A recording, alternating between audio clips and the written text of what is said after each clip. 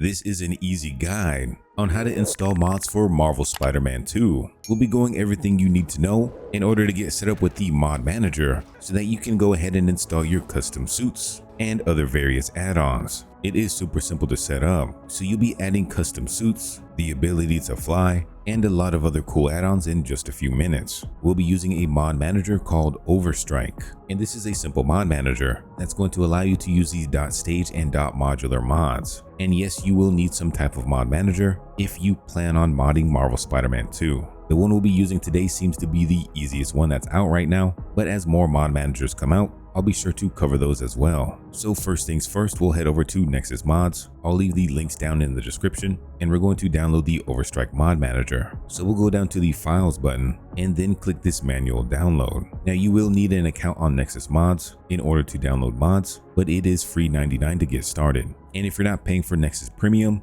you may not see the manual download, but instead you'll see a slow download option. So just press that one instead. Once you click download, you'll see this new pop-up. As you can see right here, we have a mod requirement, and this is .NET 7.0 desktop runtime. You need to click on this link and install the program. Otherwise, Overstrike will not work for you. But once you install this, make sure you download Overstrike. And now in your downloads folder, you should see a zip file with your Overstrike mod manager. Now we just need to simply extract these files with whatever unzipping tool you have, which should then give you a folder that you can access. If you have no idea what we did, I'll leave my Renoir guide down below where I show you how to download the program for free, as well as teach you how to extract files. But once we're in our Overstrike folder, you should see all of these files. Now we need to find our game directory though. So on Steam, if we go over to Marvel Spider-Man 2, you need to right click this, go to Manage, and then click on Browse Local Files. The window that pops up will be your game directory. So in our game directory, I like to create my own folder where I'll be putting my mod manager into, just so I know where everything's at. You can make a folder by right clicking on an empty space, going down to New, and then make folder. So once you have your folder created, we're going to take all of these Overstrike files and we're then going to drag it into our newly created folder. So once everything is copied over, you can go into your mod manager folder, and then you want to double click this overstrike.exe file. Now when you first launch this program, it should automatically detect where your Spider-Man 2 game is. If you for some reason don't have your Spider-Man game in its default location, you're going to need to make a profile, add a new profile. You can of course give it a name, and then you're going to have to manually browse for it. But like I showed you before, you can right click on Spider-Man 2, go to Manage, Browse Local Files, and then you can take this address on top, copy it, and then paste it into the mod manager. That will be the easiest way to do it. So once you've done all of that, your mod manager should look pretty similar besides all of the added mods here. This should be your game path right here. Then if you go over to the settings tab, you can enable or disable cache mods, as well as skip mods library sync, but you shouldn't need to modify any of these. Back in the mods tab, we have a plus icon over here. This is what we'll press in order to add new mods into this mod manager. If you ever add or remove a mod,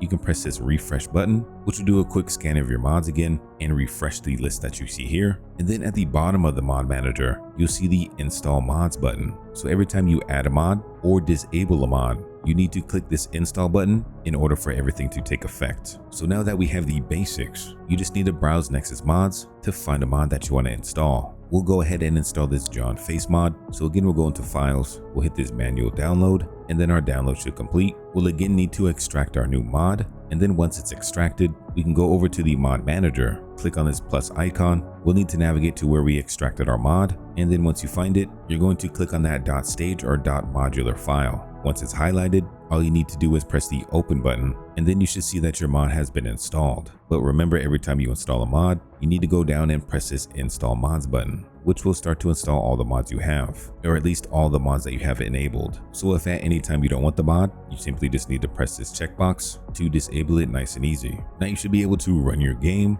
and then just verify that the mod you installed is working, which in our case we can tell right off the bat that Peter's face has been changed. Now back in the mod manager, if we take a look at what type of mod this is considered a stage mod, which basically means what you download is what you get. But we for instance have .modular mods, which if you right click on the mod, you'll have this edit modules button. This will allow you to customize various features of the mod. So for instance, this customizable Venom V5 is another one of those modular mods. So once you end up installing it, again, you just need to right click, enter edit modules, and then you have a whole bunch of different options you can choose from. Of course, click save when you're done. And remember, when you make any changes, always click that install mods button. Hopefully you got mods up and running with this easy guide for Marvel Spider-Man 2. If you don't want to miss out on even more guides like this or mod showcases, make sure to like and subscribe. Until next time though, we'll see ya.